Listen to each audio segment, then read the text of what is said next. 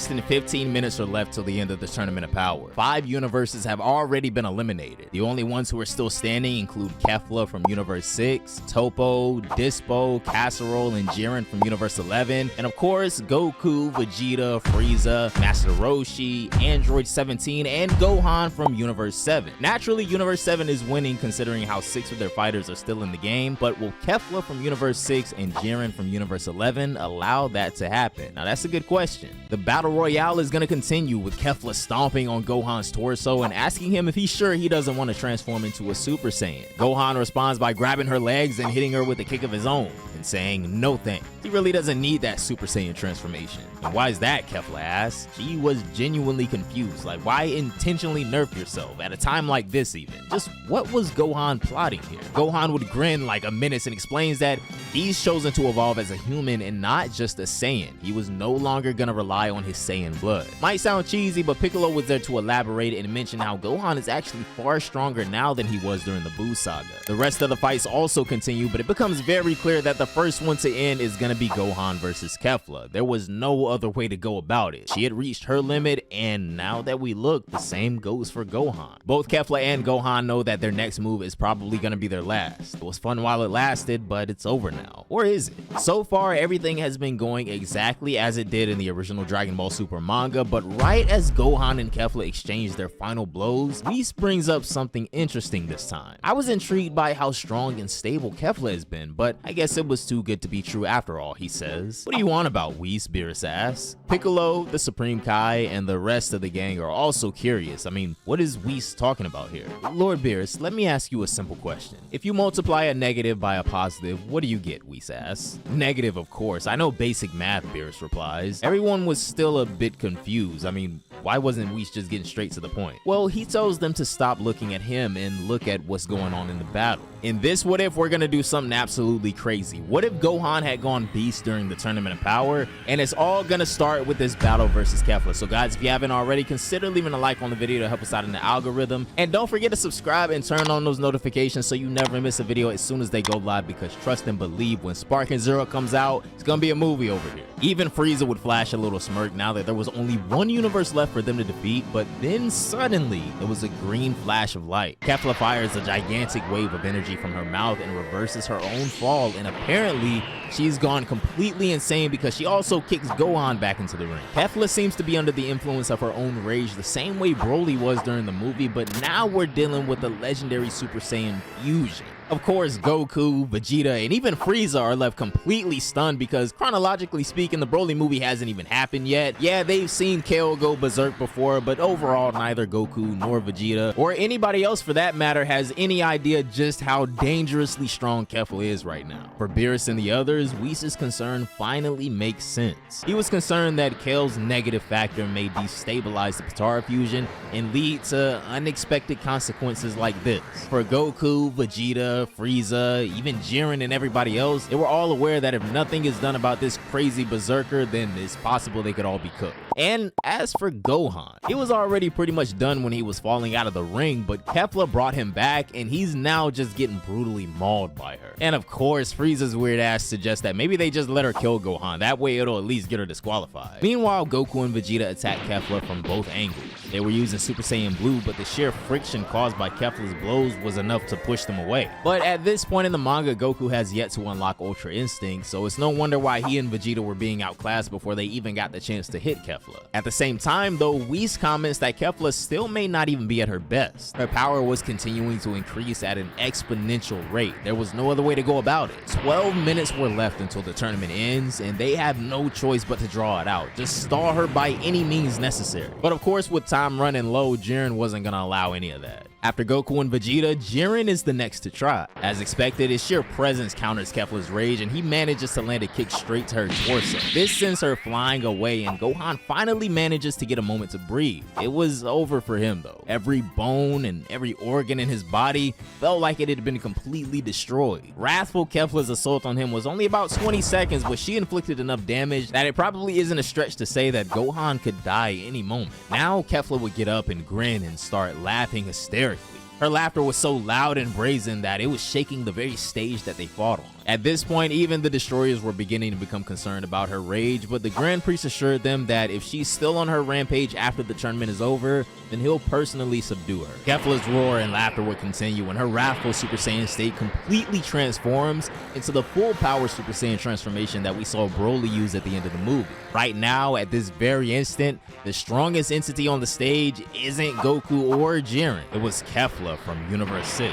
She was laughing when she finally spotted Jiren and recalls that he was the one who just kicked her. Without wasting a single second, Kefla blasts straight at her. She destroyed everything in her path with her energy and then went on to land a kick on Jiren next, who foolishly tried to block it. Fortunately, Toppo and Dispo foresee the fact that if this kick lands on Jiren, he's definitely, without a doubt, getting knocked out of the ring, but there still wasn't enough time to warn him. Still, they try to act. Kefla's kick lands, but Toppo and Dispo had already jumped in front of Jiren, and yes, they were the ones who take on the full weight of Kefla's kick, and the impact was unreal. One moment, they get kicked, and the next moment, they slam straight into Belmont. Everyone laughs at Belmont, but not as loudly as Kefla herself. She was unhinged at this point. Now, Casserole and Jiren are the only ones from Universe 11 left, so Casserole thinks it's a good idea to stay close to Jiren and watch his back. But he should probably start by watching his own back first, because when Kefla notices him approaching Jiren, she jumps, dashes straight towards him, and lands a super effective punch to the side of the head. Jiren would see this coming though. That's why right when she lands her punch,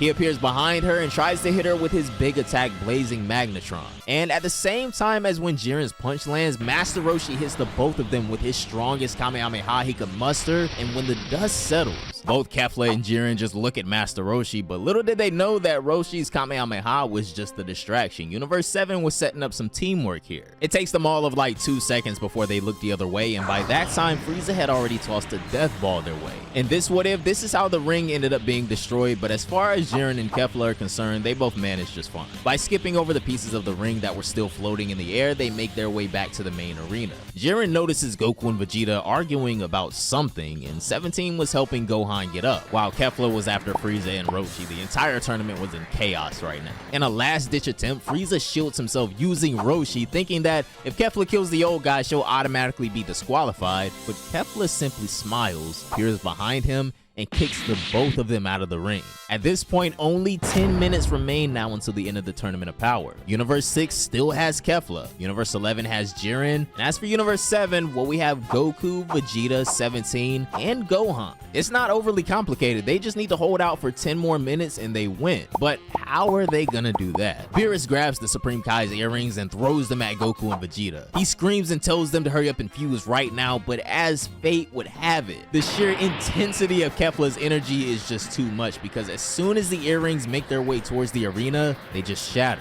Goku would bring up the fusion dance, but Vegeta replies that if they mess that up, then it's truly over, so it's best not to even risk it. Whatever, I'll handle the Saiyan woman. You do something about Jiren, Kakarot. If we can somehow stall these two out for the next 10 minutes, we win, Vegeta declares, and he dashes right towards Kefla, but within seconds, gets sent flying right back towards Goku. I don't understand. When me and Kakarot used Vegito against Zamasu, we defused so fast. How can you still keep going? What's so different about your Saiyan blood, Vegeta asks. But Kefla was still berserk and all she could think about was fighting. It was an interesting question though. I mean, why hadn't Kefla defused yet? You see, the reason Vegito Blue defused so fast was because his final Kamehameha exerted way too much energy. But when it comes to Kefla, the unstable nature of her transformation is ironically what's keeping it all together right now. Kale's negative and Caulifla's positive are clinging to each other like Naruto and Sasuke kinda. And seeing as how there looks like there's no other option right now, Vegeta would instead use his final explosion on Kefla instead of Top.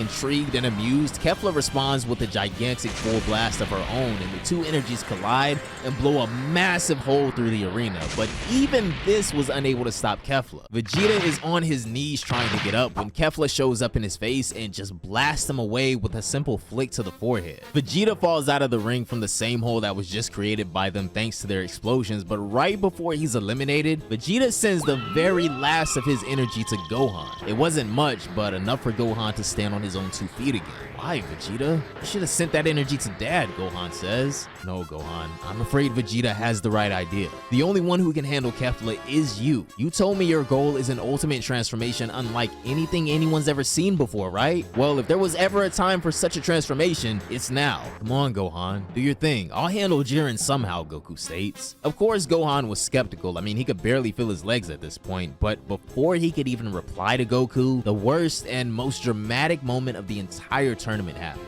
Right in front of his eyes, Kefla unleashes her strongest attack yet. This is the same attack that Broly used in the movie to absolutely devastate the glaciers. I think it was called Omega Blaster. The blast makes contact with Goku and causes a cataclysmic explosion. Even Jiren isn't sure if he could have handled that attack head on. Kefla's Omega Blaster was even stronger than Universe 7's Spirit Bomb, and no doubt about it, Goku was done for. It was truly over now. Gohan and 17 were the only ones left. But as Beerus is telling the Grand Priest that Kefla should be disqualified for killing Goku, everyone's attention is brought back to Gohan. After witnessing Goku's apparent death when he could have done something to stop it for a second time now, Gohan experienced pure uncontrollable rage and inner turmoil, and just like that, he transforms. Gohan would unlock his true power here early, at a time when he needed it the most, in the middle of the Tournament of Power, in front of all of the gods of destruction, in front of all of the angels, and in front of the Grand Priest and Zeno. And thanks to that Omega Blaster that presumably killed Goku earlier, everyone, even Gohan, would now turn their attention to the crater. And out of the rubble, much like what happened with the Spirit Bomb, Goku's fight or flight has activated, destroyed his limits, and attained Ultra Instinct. And now, both Beast Gohan and Ultra Instinct Goku stand right next to each other in the Tournament of Power. And as promised, Beast Gohan plans to take care of Kefla, while Ultra Instinct Goku is all on his own against Jiren. There's officially now 7 minutes left until the end of the Tournament of Power, and 3 universes remaining. 17, Goku, Gohan, Jiren, and Kefla. These are all of our fighters still remaining. Vegeta's final explosion, one of his strongest attacks ever, failed, and he was kicked out of the arena. In this story, Goku, on the other hand, suffered the absolute might of Kefla's Omega Blaster at its strongest potency possible. With just over 7 minutes remaining until the end of the tournament, and just Gohan and 17 standing in the arena, all hope was lost for Universe 7. From Universe 11, Jiren remains, still standing. He hadn't even gone all out yet. And from Universe 6, we still have Kefla. The unreal tenacity and chaos she's ensued in the arena makes her not just stronger than Jiren right now, but also maybe even a bit more terrifying than him. It truly felt like it was over now. However, it always seems to be when things are the most bleak that true strength comes to the surface. Gohan's body was already destroyed. The little bit of energy he received from Vegeta was enough to help him stand up, but that was about all there was to it. But the moment he sees Goku getting completely engulfed by Kefla's Omega Blaster, something inside of him would snap. And that is where we're going to begin part 2 of What If Gohan Went Beast in the Tournament of Power. And I see how much you guys enjoyed part 1, so of course we had to come back and make sure we finished business. Guys, if you haven't already, consider leaving a like on the video to help us out in the algorithm so more people can see the content as well. And also subscribe to the channel and turn on those notifications so you never miss a video as soon as they go live. But without further ado, let's go ahead and see exactly how Gohan closes out this Tournament of Power. Right now, every cell in Gohan's body was screaming as his soul itself was writhing in pain and regret. Why? Why would he foolishly ever stop his training? If only he had continued, he would have been strong enough to actually protect someone. But what now? Here he is standing on the greatest stage of them all in the multiverse, and he has nothing to show for it. Even after his father is obliterated right in front of his eyes and his entire universe is about to be erased in a few moments, there's still nothing he can do about it. Well, fortunately, that's where you would be wrong this time. Gohan screams as his eyes flicker and his hair lights up, and his soul starts to exude this reddish aura. Meanwhile, at the same time as when Gohan finishes his transformation, the aftermath of the Omega Buster fades away, and Goku is seen standing there with this terrifyingly calm expression on his face. With just 7 minutes remaining in the Tournament of Power and 2 powerhouses still left to defeat, Gohan and Goku evolve beyond comprehension. And before anyone can even properly react to all of this going on, Gohan disappears from sight, and the next time we see him, he's kicking Kefla across the arena with a kick so destructive yet so instant that not even she, with all of her excelled senses, could see it coming. The hell is up with these Saiyans? Is this tournament scripted or something? Belmont groans right as Goku appears before Jiren and starts dodging every single one of Jiren's ridiculously fast and strong attacks. I see. So that's Ultra Instinct. But what about Gohan? Is that also some type of Ultra Instinct? Vegeta asks after Whis is done explaining Goku's awakening. Well, at the moment, I'm actually not not too sure. I guess we'll just have to wait and see and maybe even ask him ourselves, Whis replies. For the next 60, 70 plus seconds, the father and son duo just straight up owned their opponents back to back. Kefla is unable to do any damage or keep up with Gohan's overwhelming beast transformation, and Jiren just straight up can't touch Goku anymore. If only this could last though, and if only this was how it really went down, right? With just a little over 5 minutes remaining in the Tournament of Power, Kefla powers up once more. This time, she lets out a roar that just straight up splits the rest of the arena. Remember that hole that was formed from the collision of Vegeta's final explosion and Kefla's gigantic full power blast? Well, that had turned the arena into a donut, and just like how you can easily split a donut in 2 halves, same happens here. Consciously or not, Kefla's energy explodes outwards from the middle of that hole. She creates a rift on both sides and just splits the arena in 2 halves. Gohan and 17 are on one side and Goku and Jiren on the other. Gohan, I'm gonna hide myself. We just need to drag this out for another 5 minutes and we'll win, 17 tells him. Don't worry, just leave it to me. I'll keep her in check, Gohan replies. Both of them understand that it doesn't matter if Kefla or Jiren are defeated or not, because as long as there are 3 of them still standing at the end of the tournament, Universe 7 wins. Or will they? As Beast Gohan confronts Kefla once again, something interesting happens on the other side of the arena. Jiren was pragmatic about the entire fiasco, but now that he's entered his full power state, his tune has changed a little bit. Jiren fires a powerful blast, but Goku would easily dismantle this. Annoyed and honestly a little pissed, Jiren charges straight at Goku with a barrage of punches and some of his strongest attacks. Of course, Goku is easily able to handle that barrage of punches, but exactly when Jiren blasts him with a power impact, his Ultra Instinct sign disappears.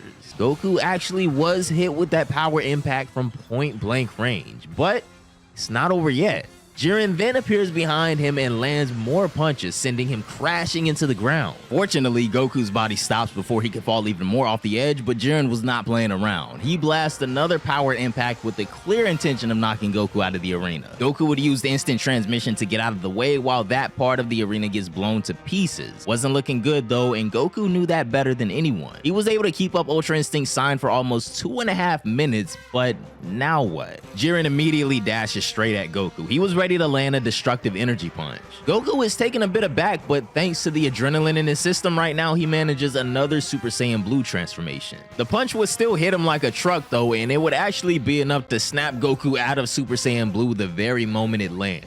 It's over, Goku. You fought well. Now, goodbye, Jiren declares. No, you're wrong, Jiren, Goku replies, with Jiren asking, about what? It's not up to you or me to decide when it's over. Don't you get it? We're just the appetizer here. I realized it the moment Gohan transformed. My job is just to make sure that you don't interfere with his victory, Jiren. That's my role now, Goku replies. He tries transforming again, but it just doesn't work. Goku was actually done this time. He couldn't even transform into a Super Saiyan anymore. He has nothing left in the tank, but even so, he still fights. He lands another kick on Jiren. Of course, Jiren didn't even really feel the need to defend himself, although for some reason, he doesn't attack Goku either. You're not wrong, Goku. I cannot visualize my victory against Kefla and Gohan, but you know what? The winner doesn't necessarily need to be the strongest, Jiren replies. Meanwhile, Gohan was doing a brilliant job of keeping Kefla at bay. It took a little bit because she was in rage mode, but after failing to land so many attacks on Gohan, Kefla finally understood what was going on. Having realized that he's unable to win in a contest of pure strength, Gohan's plan is to keep her preoccupied until the end of the tournament. It's not much, just 250 more seconds and they win. But what happens next completely destroys and obliterates that illusion of security. Jiren was not kidding around when he told Goku that the winner doesn't necessarily have to be the strongest. Jiren starts charging another overheat magnetron with Goku bracing himself for impact and starts prepping a Kamehameha in return, but something is strange about Jiren's attack this time. Why does he keep powering up when he knows that he can easily one-shot Goku out of the ring? What's his game? A sudden chill would run down Goku's spine as he realizes that the target isn't him, it's beyond him. Yeah, Jiren's target is the other half of the arena.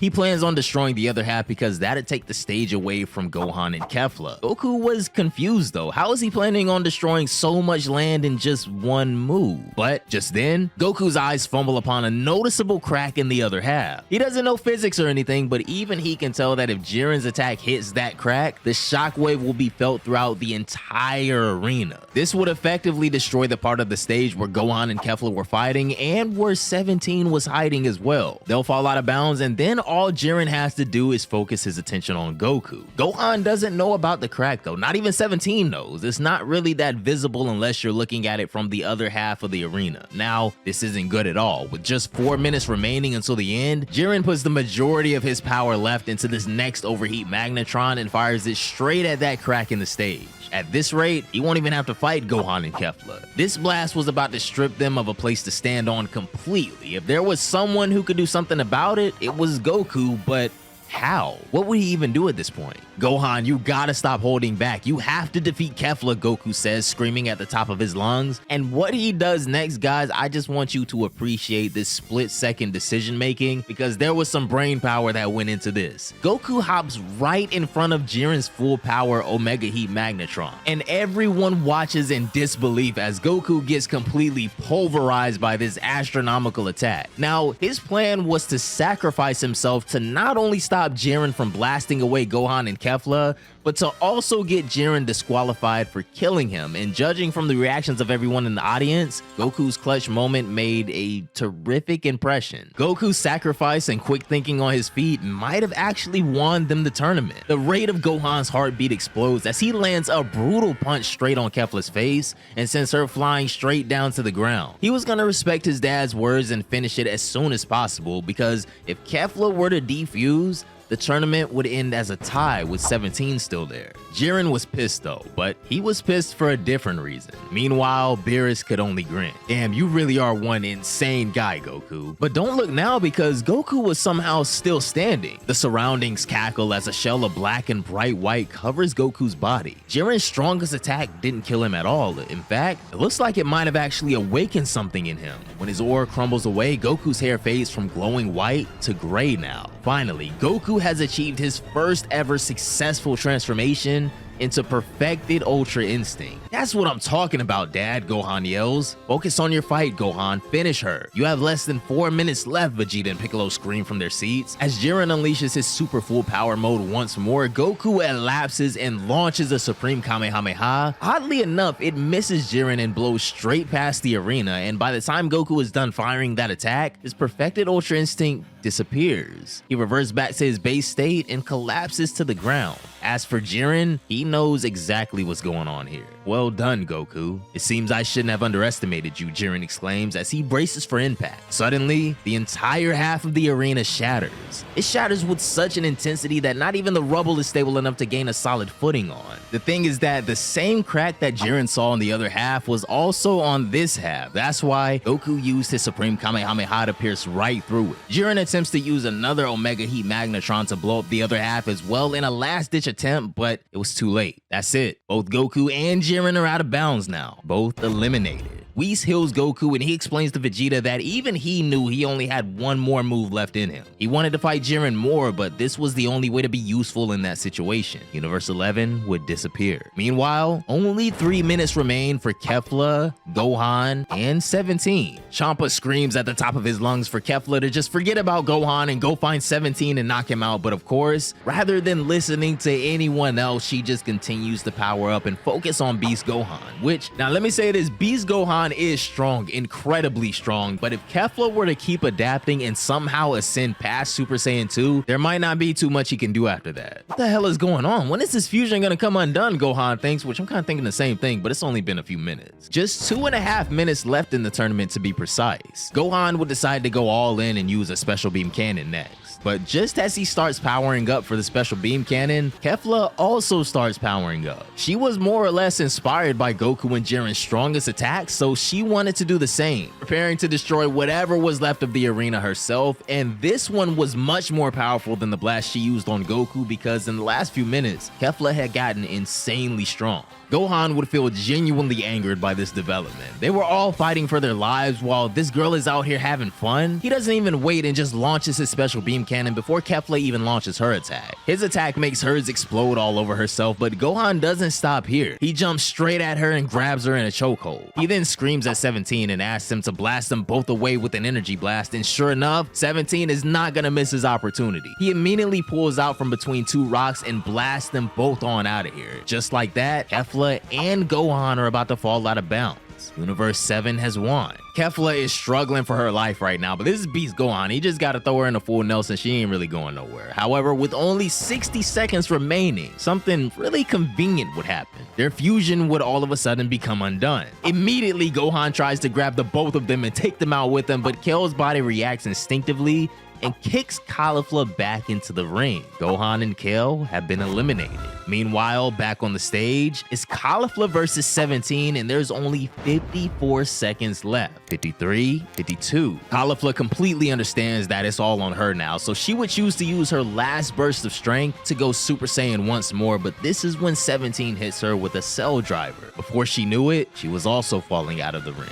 Unfortunately, unlike you, I'm still at 100% of my strength, 17 exclaims. And that would be it. MVP 17 winning the Tournament of Power once more thanks to help from Beast Gohan, Ultra Instinct Goku, and the rest of Universe 7. And that is gonna do it for What If Gohan Win Beast in the Tournament of Power. I really hope you guys enjoyed that one. Let me know down below in the comments what other what if topics you'd like me to take a stab at next. This was really enjoyable, and it's pretty fun to just edit a specific part of the story to, you know, fit how I could imagine things being different if things were to happen this way or that way. But anyways, guys, consider leaving a like on the video if you guys somehow have not already, and also don't forget to subscribe and turn on those notifications so you never miss an upload as soon as they go live over here. We got a ton of Dragon Ball content amongst other things coming, so you do not want to miss it. But anyways, have a great day, and I will for sure see you all in the next one. Bye, guys.